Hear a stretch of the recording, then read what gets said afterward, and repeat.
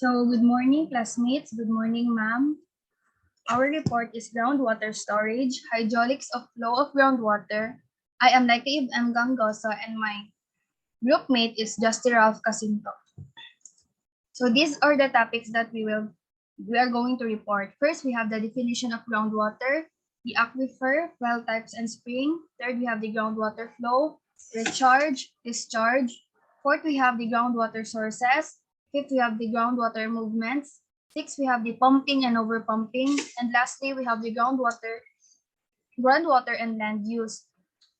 My topic is from 1 to 4, and the topic 1 to 4 and 7. And the topic of Casinto is from 5 to 6. So first, let's discuss what is groundwater. So groundwater is the water found underground in the cracks and spaces in soil, sand, and rock. It is stored in and moves slowly through geologic formations of soils, sand, and rocks called aquifers. So aquifers are typically made up of gravel, sand, sandstone, or fractured rock like limestone. Water can move through these materials because they have large connected spaces that make them permeable. So this is the groundwater. Dito nakalagay ang groundwater, and these are the aquifers. So groundwater fills the spaces between soil particles and fractured rocks beneath the earth's surface. Groundwater is used for drinking water by more than 50% of the people in the United States, including almost everyone who lives in rural areas. The largest use for groundwater is to irrigate crops. Groundwater can be found almost everywhere. The water table may be deep or shallow and may rise or fall depending on many factors. Heavy rains or melting snow may cause the water table to rise, or heavy pumping of groundwater supplies may cause the water table to fall. Groundwater supplies are replenished or recharged by rain and snow melt that seeps down into the cracks and crevices beneath the land surface. In some areas of the world, people face serious water shortages because groundwater is used faster than it is naturally replenished. Water in aquifers is brought to the surface naturally through a spring or can be discharged into lakes and streams. So yan. Basically, for you to better understand groundwater is water that exists underground in saturated zones beneath the land surfaces. So kining ginatawag na groundwater, mao ni ang water underground na naa sa wet zones sa ilalom sa ato ang lupa. Contrary to popular belief, groundwater does not form underground rivers. It only fills the pores and fractures in underground materials such as sand, gravel, and other rock, much the same way that water fills a sponge. The upper surface of the saturated zone is called the water table. So kini siya, mao ni ato ang water table. Mao ni siya. Upper ni siya sa saturated area or wet area. So mao ni ang taas atong wet area, mao ni atong water table. Kini water table, then mao ni ang ato ang unsaturated zone. Mao na siya. Ang ano man ang tawag niyan, ang kanang the upper surface of the saturated cone is called the groundwater, like the water table. So the water table is kini siya, mao ni siya ang underground boundary between the soil surface and the area where groundwater saturates spaces between sediment and cracks in rocks. So if groundwater flows naturally out of rock materials, or if it can be removed by pumping in useful amounts, the rock materials are called now the aquifers. So mao na ni ato ang aquifers. Mao ni siyang illustration sa ato ang aquifers. So we have these aquifers. Actually, kining aquifer, mao ni siya ang body of rock or sediment that is completely saturated. So sa tuwa pa completely wet siya. So completely wet siya, water is in it and all around it. It can be made of sand, gravel, and sandstone or other rocks that store and transmit water. Diri sa aquifer, diri gina-store ang water or ang groundwater. In short, kining aquifer mao ni siya ang atong underground reservoir.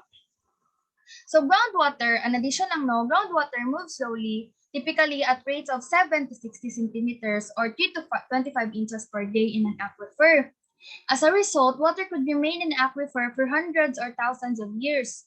Groundwater is the source of about 40% of water used for public supplies and about 39% of water used for agriculture in some country. So basically, hinay ang movement sa ato ang groundwater sa aquifer, no? Imagine 77 to 60 centimeters lang siya per day. Pero at least nag-flow gyapon siya. So ang aquifer, basically, na siya two types. I-discuss na ito niya. So kani aquifer, well types, and spring. So there are two types ang aquifer, the unconfined aquifer, and the confined aquifer. First, we have the unconfined aquifer. An unconfined aquifer is often shallow, and the vadose zone above it primarily contains permeable material. The top of the aquifer is the water table. So the water table moves up and down on a seasonal basis. So unconfined aquifers are usually recharged by rain or stream water infiltrating directly through the overlying soil. Typical examples of unconfined aquifer include many areas of coastal sands and alluvial deposits in river valleys. So kining unconfined aquifer, maupod ni siya ang ginatawag nila na water table aquifer. So mao ni atong unconfined aquifer and mao ni atong confined aquifer. Basically, una atong unconfined aquifer kaysa sa confined aquifer. So kining unconfined aquifer na ginatawag nila na water table aquifer it is an aquifer whose upper water surface water table is at atmospheric pressure and thus is able to rise and fall. Water table aquifers are usually closer to the earth. So ato yung water table aquifer are usually closer to the earth's surface. So unconfined water table, ang unconfined aquifer daw kay basically mas closer siya sa earth's surface. So mo na siya water table unconfined aquifers can be found below rivers and streams and consist of layers of sand, limestone, and gravel. Next, we have the confined aquifer. Confined aquifers may be shallow or deep and are characterized by being separated from the surface by low permeability strata, geologic layers, that confines the groundwater below it.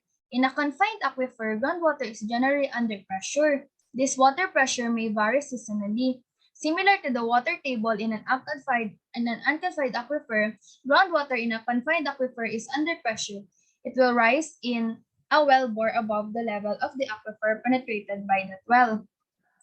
On the other hand, a confined aquifer is an aquifer below the land surface that is saturated with water. So saturated siya with water. Unconfined aquifer, and now we have the confined aquifer. Layers of impermeable materials are both above and below the confined aquifer, causing it to be under pressure so that when the aquifer is penetrated by a well, the water will rise above the top of the aquifer. Mao ni siya.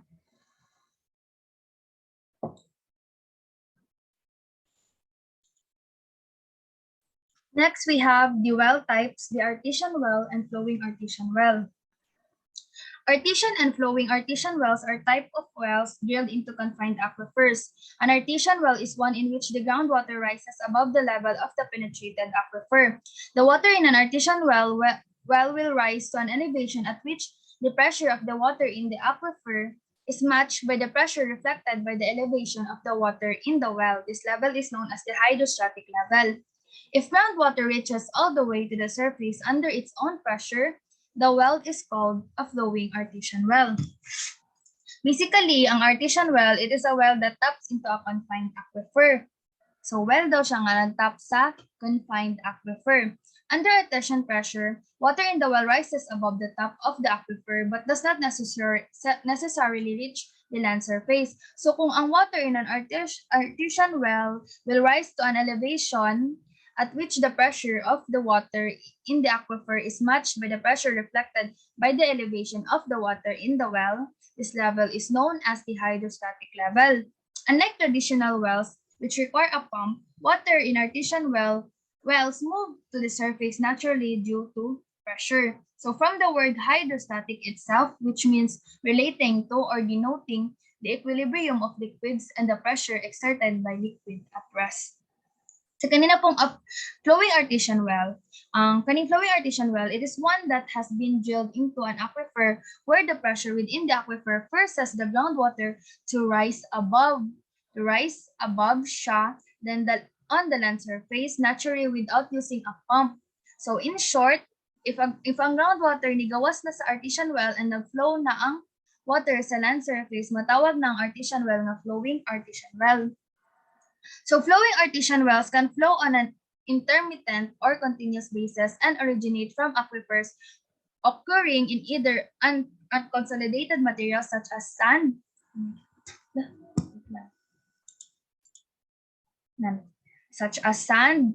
kaning sand, mga gravels, or bedrock at depths ranging from a few meters to several thousand meters. Before kanang mga good kanang especially pag magadto gani sa mga palayan, lapit sa mga palayan kay naa sila ginatawag na flowing maligot ang flowing ana. So karon na nako na realize na kaning flowing artesian well mao day ni siya ang ginatawag nila na as flowing, and mao day ang explanation nganong naatay flowing. Pero i-remember ninyo nga all flowing wells are artesian, but not dili tanan artesian wells are flowing wells. So next we have the spring. A spring is an area where groundwater has access to the land surface. In some cases, precipitation infiltrating downward from the ground surface encounters a relatively impermeable rock or sediment layer as it moves down toward the underlying aquifer.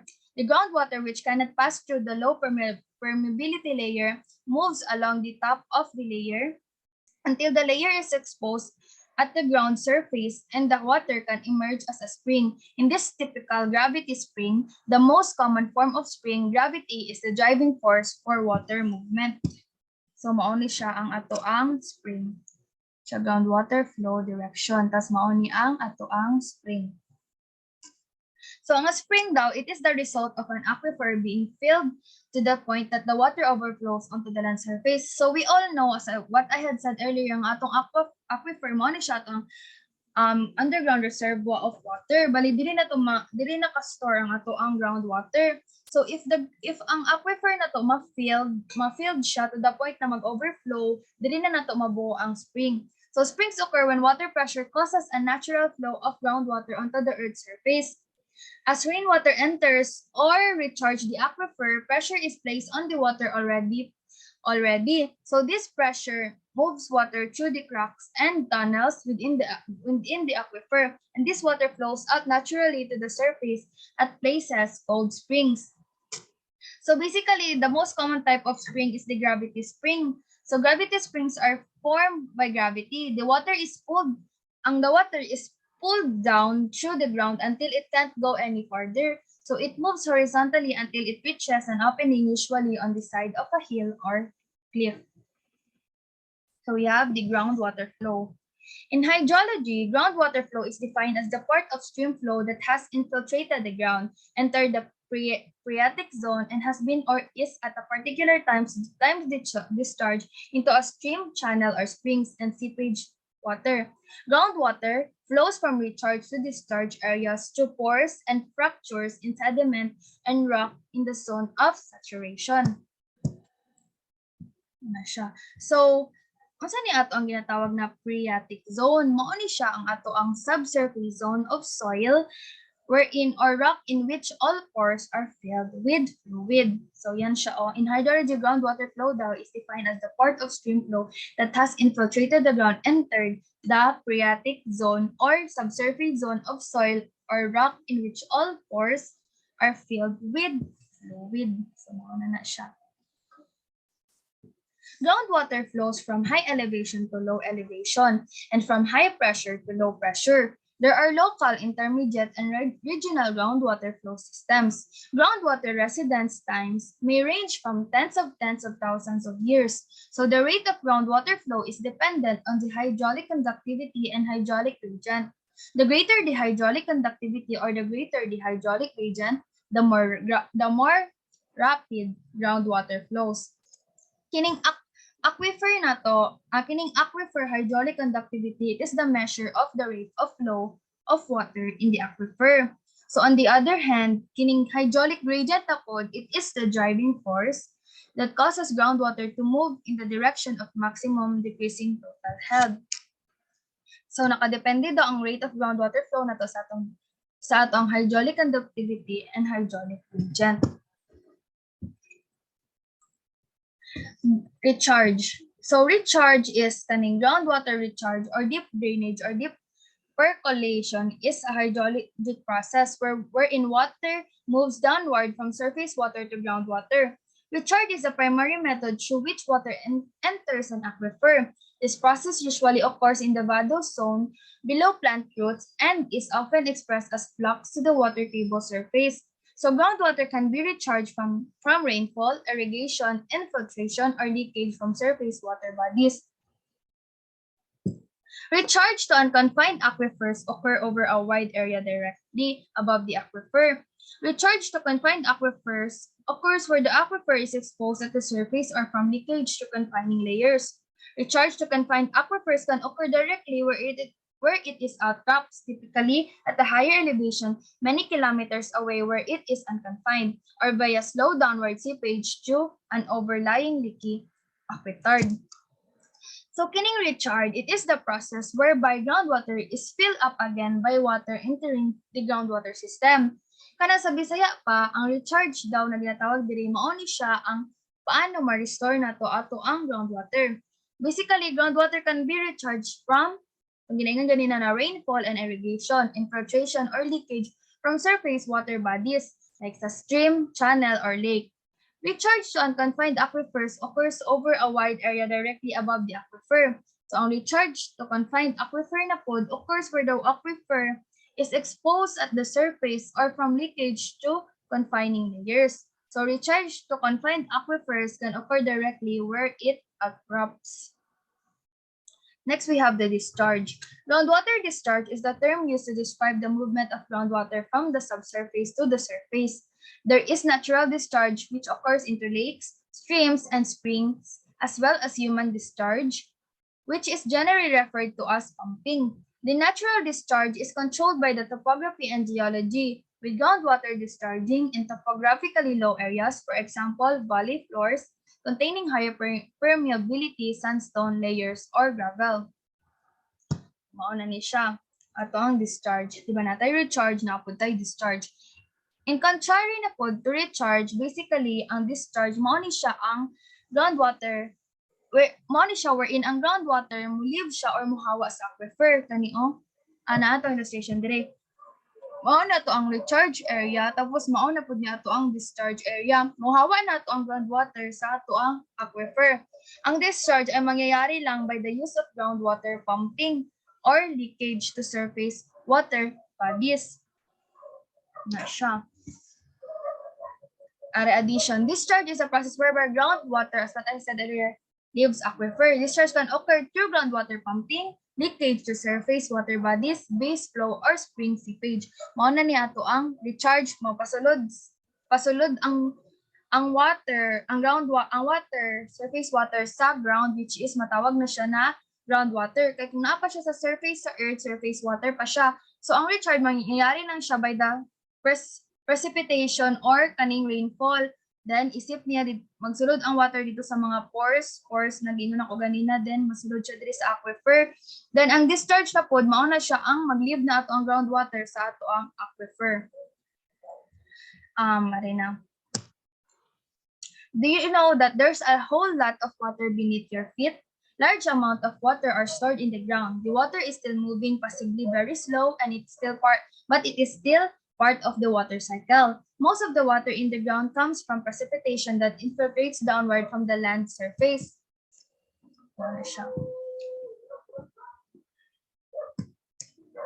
So basically, malaking bahagi ng tubig ang nakaimbak sa lupa. Malaking bahagi ng tubig ang nakaimbak sa atiang lupa. Ang mga tubig na ito ay gumagalaw pa rin, maaring mabagal siya or slow, pero it is still part of ginatawag na to nga water cycle. And most of these waters came from precipitation, as what I have said earlier in precipitation.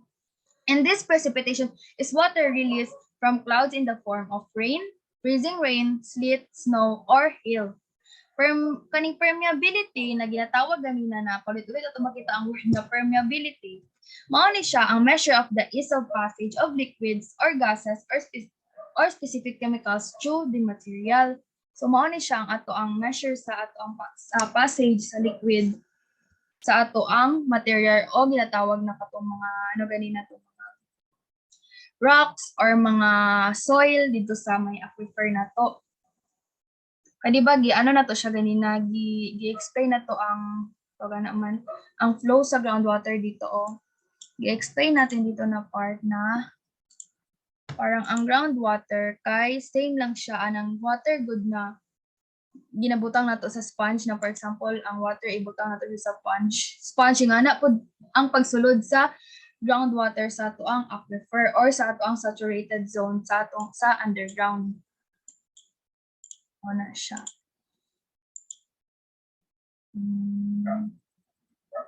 Next, we have the groundwater sources.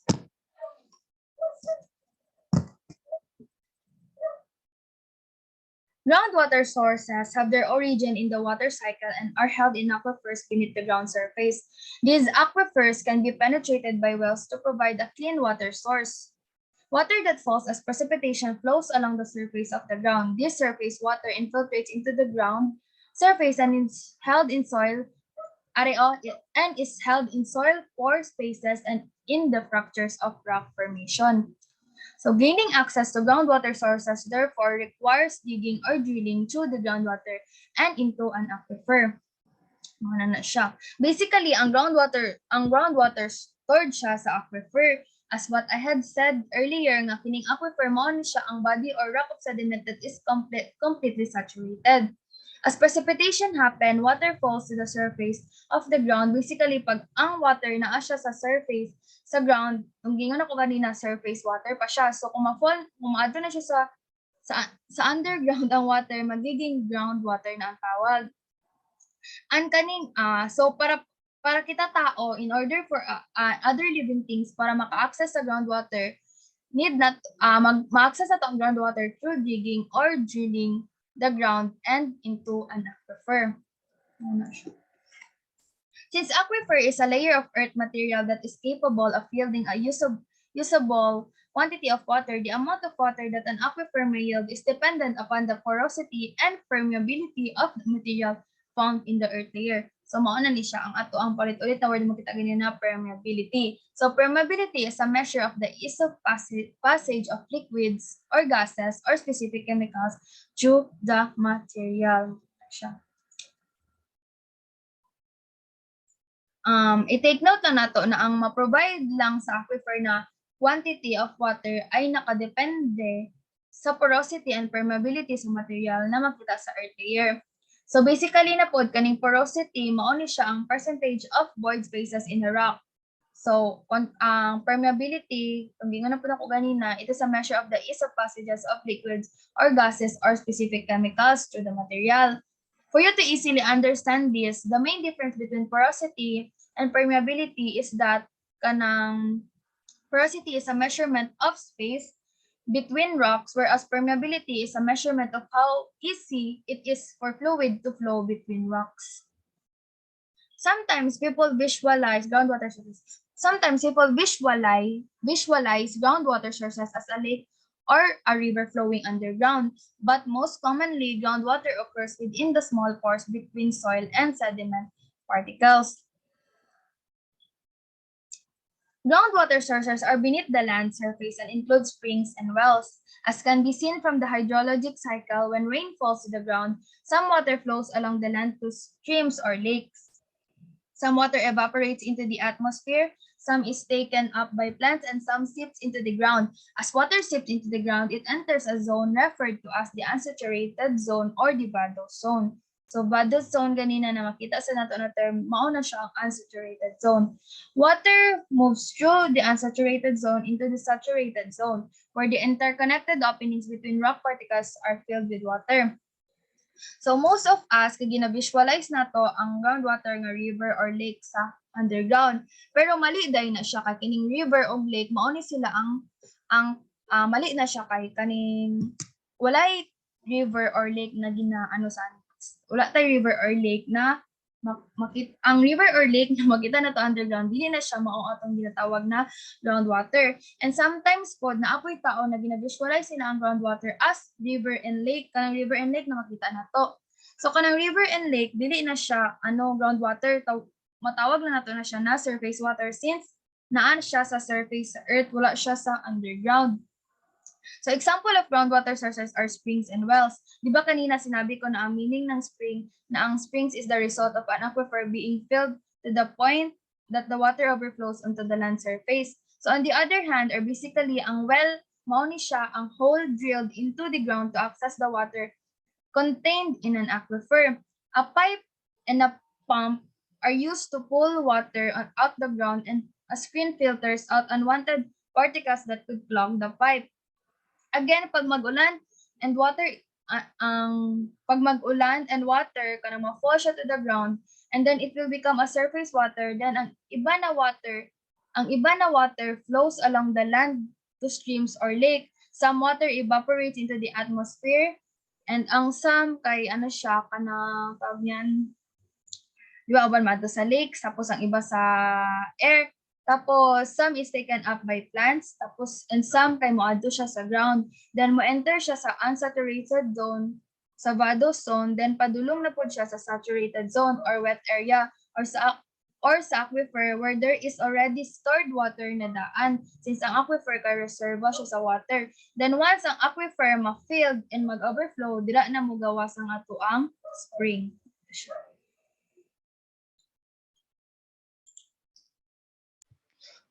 So my report is about nauna pa lang mula na vision. Ulit sa tangin ng giliw.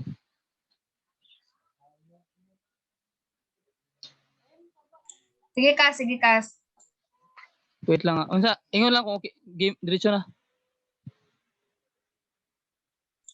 Sige. Sige na, play na. My topic is about groundwater movements. So there is more water than just what you can see. So alam naman natin no na ang earth is mas marami talaga yung tubig. Next.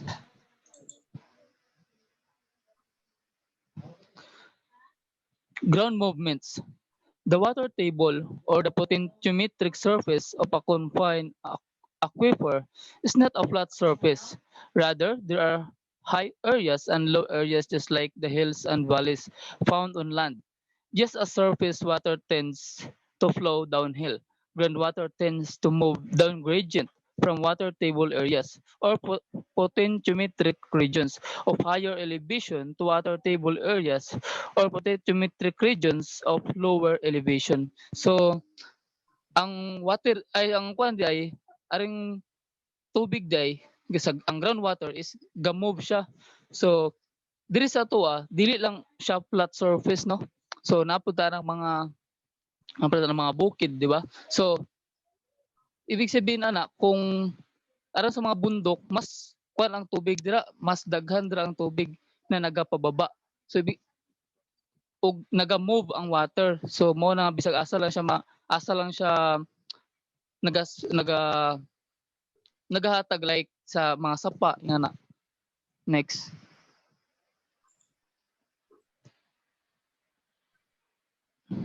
Normally, but not exclusively, the higher water table areas of unconfined aquifers coincide with higher elevation at the land surface, and the lower water table areas coincide with low areas. As a result, groundwater in unconfined aquifers tend to flow towards undischarged to stream lakes and wetlands because these water bodies often occur in low points of the watershed. Even groundwaters from confined aquifers tends to discharge to larger area-wide rivers. So muna akong ingon kanina no, naaring mga tubig, murag pwede ni siya makuha gikan sa mga lake, sa mga sapa o ang groundwater pod naga adto pud murag move pud siya paadto pud sa mga sapa mo na nagkakaroon og tubig sa mga sapa o sa mga lake. Next.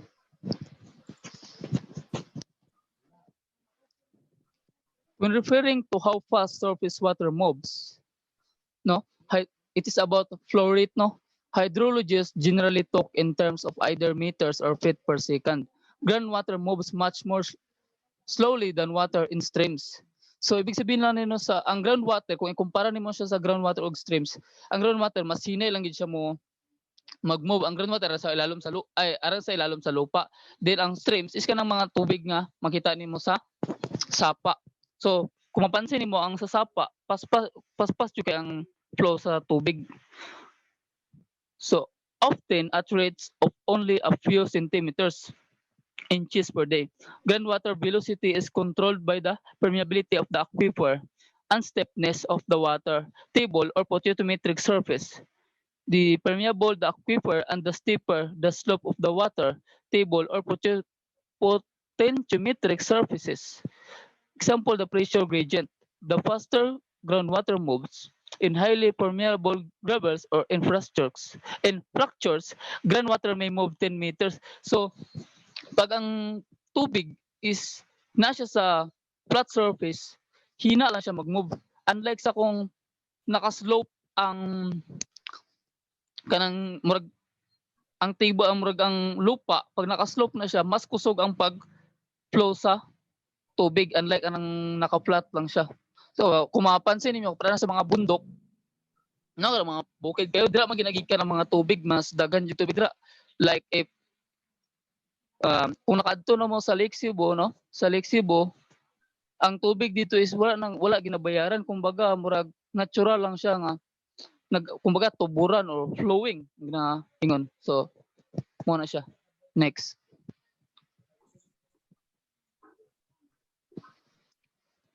Recharge. Excuse. Recharge or replenishment of an unconfined aquifer occurs at the ground surface directly above the aquifer. In contrast, recharge to a confined aquifer may occur many miles away, typically at a high elevation where the aquifer is no longer confined. That is where the overlying materials are permeable and allow percolating rainfall to reach the confined aquifer. Once recharged, the groundwater flows down gradient toward the aquifer is confined. So, pag ingon mo nga ng confined, no? Confined aquifer is, mo pa na siyang murag sa pinaka una. Pinakaubos din siya sa pinakaubos. Ang sa una-una guys is ang unconfined. So, kanang pag mahulog mabuhusan og tubig ang lupa. So direct nga gamay lang siya na tubig yung mahulog. So dira na siya mo diretso sa unconfined pa lang. Dili na siya makadiretso dito sa confined since mas lalong pa to. Pero kung ang tubig daghan kaayo, parang ulan, depende sa kakusog sa ulan, kung kusog yung ulan, so makaabot na siya dira sa confined sa tawag na aquifer. Sa confined aquifer, so makaabot na siya dira. Next.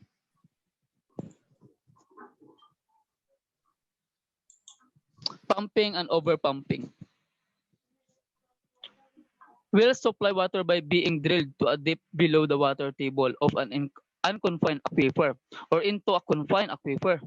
So muna kung ingon ganina ang unconfined is mo pa na siya ang pinakauna-una pagkalot mo sa lupa nga makita mo nga tubig na siya ang confined. Sa pinakababa pa jud na nga napad jud tubig mo na siya tong dito sa confined aquifer. When a well is pumping, it lowers the water table or the potentiometric surface around it. This causes groundwater to move towards the well, supplying the water that is being pumped out of the well. As long as the pump intake is below the water level in the well, water can be pumped. So, pag ginakuha nimo ang bomba, no, mas gina-pump niya ang tubig pasaka, pero pag pasaka niya na dili pa na depende pud sa lupa, no. Nakadepende mo na sa lupa, napoy lupa nga dagan ang tubig og pag bisag mabaw lang mong kaluton ano dayon tubig, napoy lupa na lalom na kay ang pagkakalot pero wala jud poy tubig. So sa kani as long as the pump intakes in below the water. So ibig sabihin basta atong pump is na siya sa ubos sa tubig, no, napad yung mugawas na tubig dira sa sa flowing ba na o sa bomba na. Pero kung ang tubig bangod hina siya mag recharge, so possible na mahubasan siya. So next.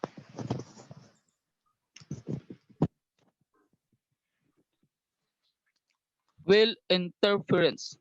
Well interference occurs when the water table or potentiometric level in one well is significantly lower lowered as a result of the pumping of a nearby well.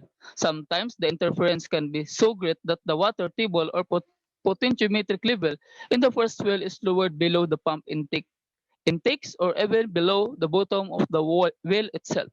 So, for example, naidalawa ka flowing dra or sama na bomba na dra sa yung tawag ana or well ana kung maggamiton sa isa o kung butan to kung isa lang ka buok kusog ang tubig nga ginapagawas niya no pero kung dalawa na sila dira tapos duol pagid sila so murag mahati itong tubig na dapat sa isa lang so kumbaga mas mo gamay ang ginapagawas na tubig atong will mo or atong flowing ana pero kung isa lang siya mas kusog nato lang next.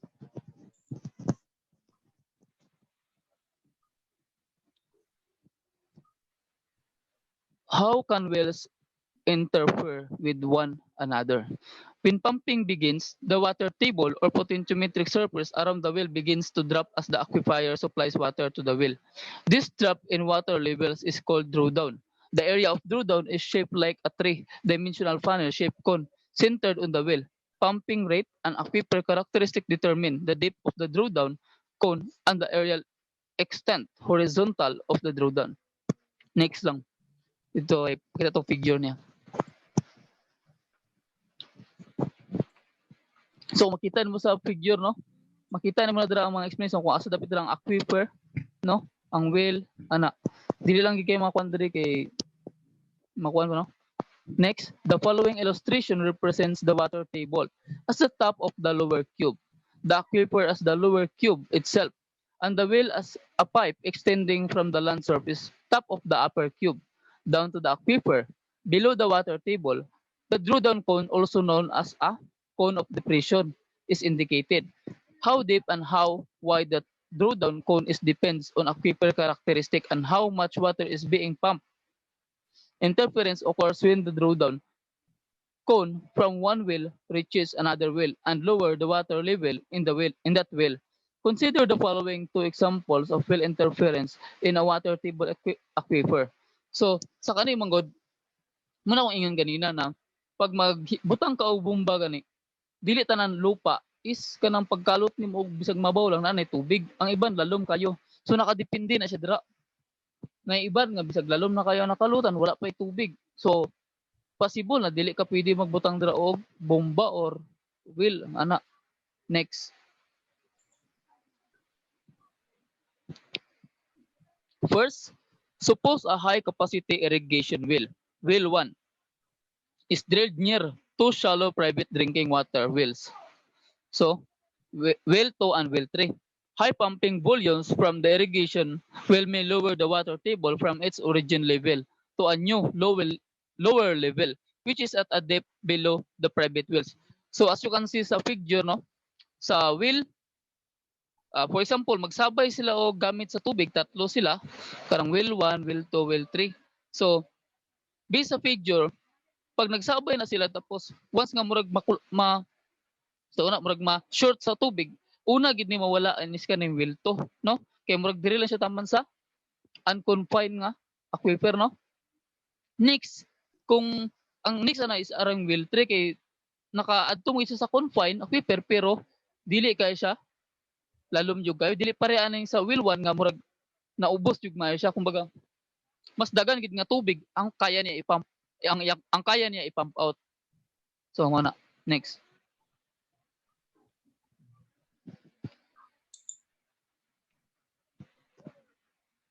In this example, well 2 would be unable to pump water while the irrigation well 1 is pumping. Well 3 barely penetrates the lowered water table and would likely experience intermittent pumping failures if the irrigation well were also pumping. In other words, the irrigation well pumpage interferes with the water production from both well 2 and well 3. So mo na ko ingon ganina na once gani nga mag-pump na sila sabay na tulo na, ang isa jud na arang well 2 dili na jud na maka kuana. Kumbaga wala na siya i-pump out na tubig kay tungod nagsabay sila og maghati tong tubig nga dapat nila i-pump out. So mo na kumbaga ang will 1 is mo na siya ang mabilin jud nga na naiagas. Next.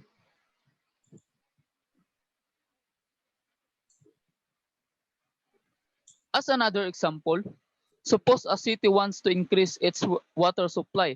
A new well will be below, is drilled very close to an existing well.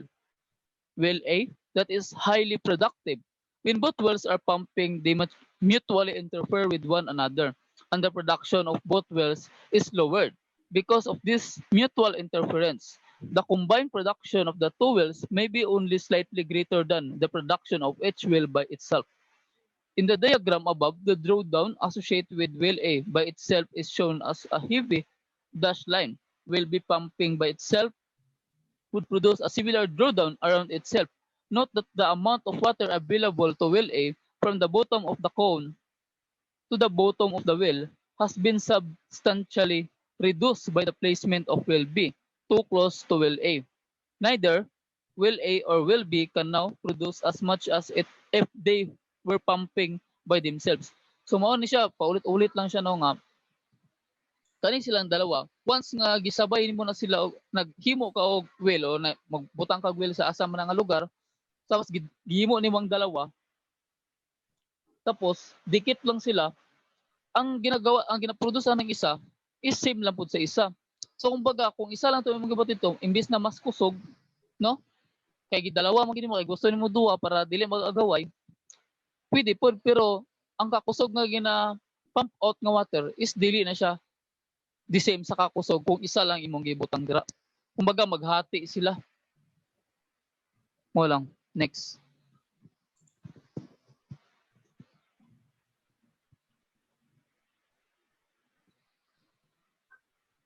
Groundwater mining. Excessive pumping of water from an aquifer may result in an area-wide lowering of the water table. This will eventually occur anywhere more water is pumped than is recharged by infiltrating precipitation. Overdrafting an aquifer can result in changes in groundwater quality, a reduction in groundwater availability, and hence the loss of water supply to current and future wells, and perhaps even a permanent loss of the aquifer's capacity to store water.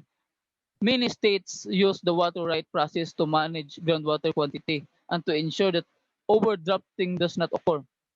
So, kung kabalo mo, di ba? Kung kabalo man siguro tanan nga nadyoy lugar na kanang kumbaga short kulang sila sa tubig. Kulang kayo sila sa tubig. So, munang iban mayngon mong kanin na lugar is walay ligo-ligo ana dili limpyado kay dito sa ilang lugar is mahal kayo jud ang tubig kay tungod kulang ang tubig sa ilaha didto. Tapos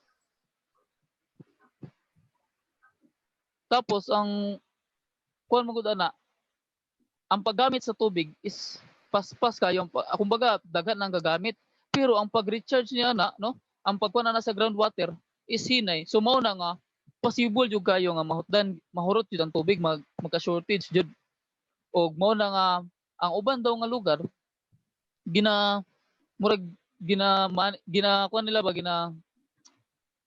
murag gina-manage nila nga dili sila ma-short sa tubig kumbaga murag nakalimit or unsa man na sila ginahimo na para lang dili lang sila mahutdan og tubig.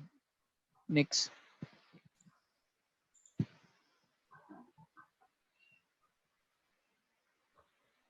Subsidence.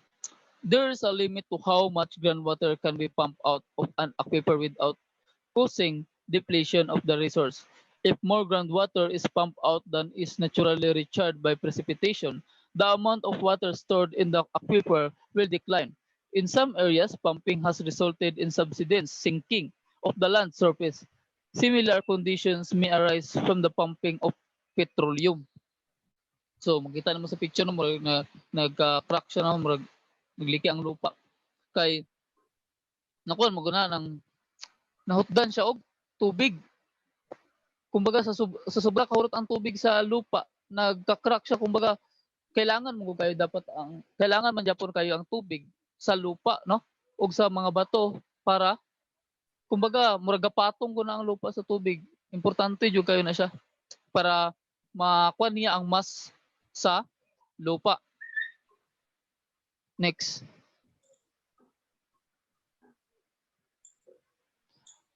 Groundwater occupies volume in an aquifer by filling pore spaces between the minerals grains. Because water is essentially incompressible, that water helps support the weight of the overlying rocks and soil. When the water is pumped out, the pore spaces may collapse under the load and the volume of the rock and soil decreases. In many areas, that pore space is forever lost. That is, water cannot re-enter the aquifer. So, kung wala na siya tubig, mo na to ganina, kung wala siya tubig, kumbaga ang mag-collapse siya, no? Kumbaga ang mura magugalutaw na mura para na sa hydraulics na, di ba? Pag nado ka sa tubig, kumbaga mas mogaan ka, mas dili ka bugat hakwaton. So same lang po na siya sa lupa o sa tubig nga kumbaga kung naay tubig ay sa lupa o sa bato nga kung nakapatong sila sa tubig, di ba? Murag ang mass nila is dili kay bugat, pero kung once nga mahurot na ng tubig dira, ma-dry na dira, di ba? Dira na murag bar down, so murag magka-crack siya ana, tapos the soil decrease, the load and the volume of the rock and soil decreases. So mao na. Thank you. Now we have the groundwater and land use. So knowing where groundwater comes from provides a better perspective of how groundwater can become contaminated from land uses. Because groundwater originates as precipitation sinking down from the land surface, downward infiltrating water must pass through whatever is at or below the surface.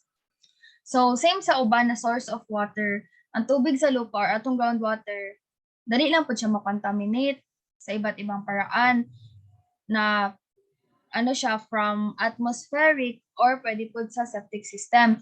Sad to say na all of us, kakabalota sa pollution adversely affects kabalota nga ang pollution, it adversely affects a person's health as well as the wider environment.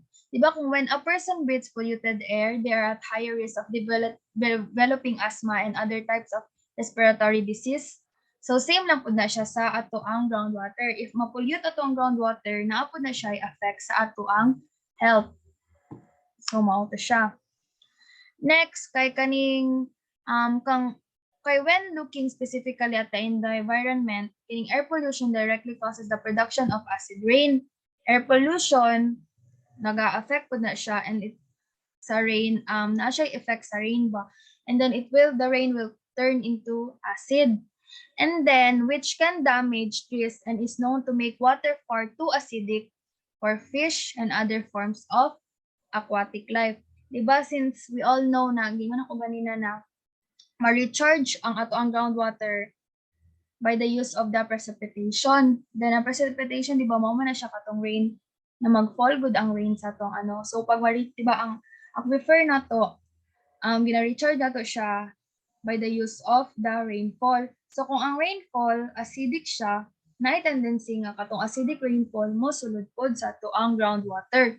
Then groundwater pollution on the other hand will contaminate the fruit and vegetables that grow in polluted ground. When contaminated fruits and vegetables are consumed, it is possible for the individuals who eat these food items to suffer from respiratory issues, skin problems, and certain types of cancer. So unconfined aquifers are more vulnerable to contamination than confined aquifers. Hence, it would be unwise to locate a facility that uses hazardous chemicals, for example, above a shallow, unconfined aquifer. Understanding groundwater movement allows the determination of whether a specific land use activity, example, a landfill or septic system, overlies part of the aquifer carrying groundwater that moves toward and supplies a well.